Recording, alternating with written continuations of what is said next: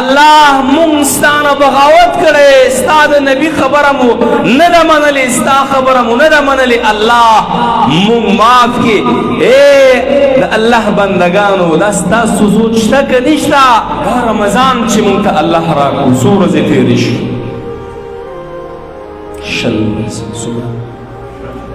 20 ورځې لاړې.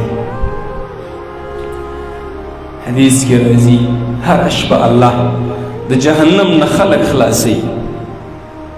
ولله عتقاء من النار. اے بندا کله ته الله ته وجړل چې الله ما په دغه خلقو کې راول. اے ګلانو کله الله ته تاسو وجړل چې الله موږ د جهنم د اور نه خلاص کړ. اے ځوانانو کله تاسو جړلی الله ته چې الله مونږ ګناهګار یې، ستا نافرماني مو کړې، الله مونږ ستانه بغاوت کړی، ستا د نبي خبره مو نه ده منلې، ستا خبره مو نه ده منلې. الله مونږ معاف کړي. د الله بندګانو دا ستاسو سوچ شته که نشته؟ نه مو دي جړلي. والله زما دې په رب باندې قسم وي چې زموږ رب ډېر غیرتي دی. هغه ډېر غیرتي ذات دی. اے ځوانانو ما ته ګورئ، ما ته متوجه شئ. که چېرته مو د دې سترګې نه اوښکه راوغورځوله الله د یرې نه، تاسو څه وایئ چې الله به تاسو معاف نه کړي؟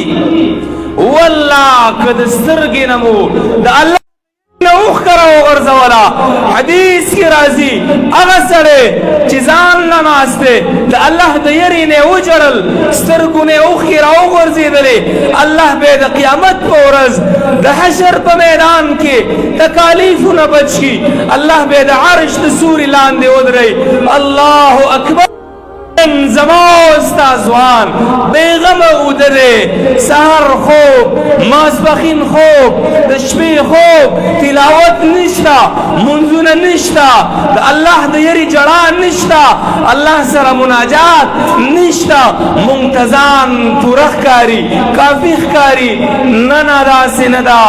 مونږ کمزوري یو، عاجزه یو، الله ته محتاجه یو.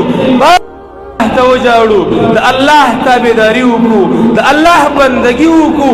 که چا په دې زندګۍ کې په دې میاشت کې بندګي کړي الله به اوچتې مرتبې ورکړي، جنت ته به یې بوځي. او که چا د الله بندګي نه یې کړي الله د هغې نه موقع واخیسته پچا باندې راغله یا نه راغله، هغه سړی کامیاب شو چې الله باندې ځان وبخو، او هغه سړی رسول الله صلی الله علیه وسلم د خیرو لاندې رالی چې رمضان په دې باندې تیر شو او الله باندې ځان وبخو. باید مونږ چې کومې ورځې پاتې دي په الله باندې ځان وبخو. کم آیات چې ما ولوست الله سوی په دې کې انا انزلناه فی لیلة القدر.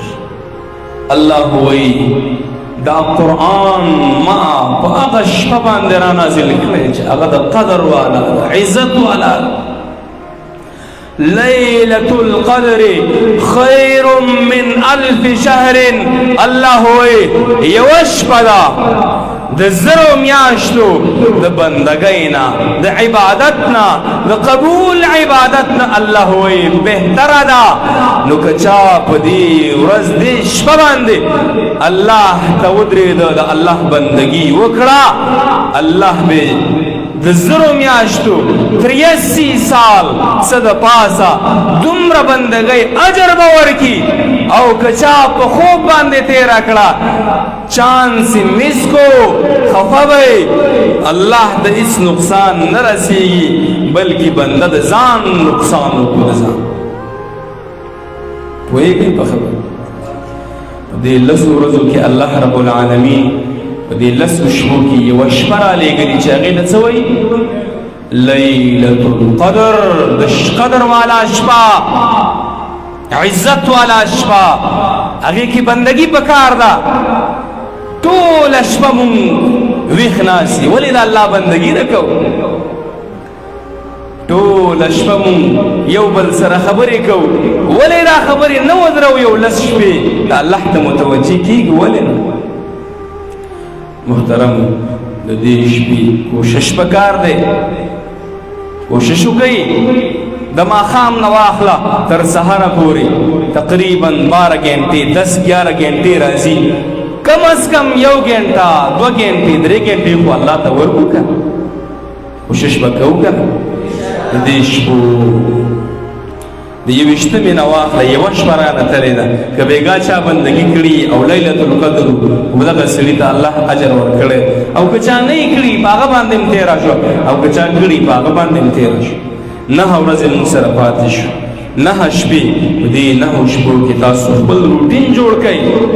د تراویح نه پس خامخا घंटा نیمه घंटा 2 घंटे الله ته ورکړئ، الله بندګي وکړئ، الله به تاسو ته د 0 شپو عبادت عمره اجر درکړي. که په دې شپه کې تا څه شی لمونځ دې وکړو، تلاوت دې وکړو، چا ته دې ښه خبره وکړه، صدقه دې وکړه، الله به تا ته دغه ولیکي چې دې بنده 83 سال دغه مونځ یې کړی، روژې نیولې، ښه خبره یې کړې، صدقې ورکړې، او که دې ونه کړه دغه چانس مونږ میس کو. نقصان یې چاته دی؟ نقصان یې ما او تا ته دی. چاته دی؟ ما او تا.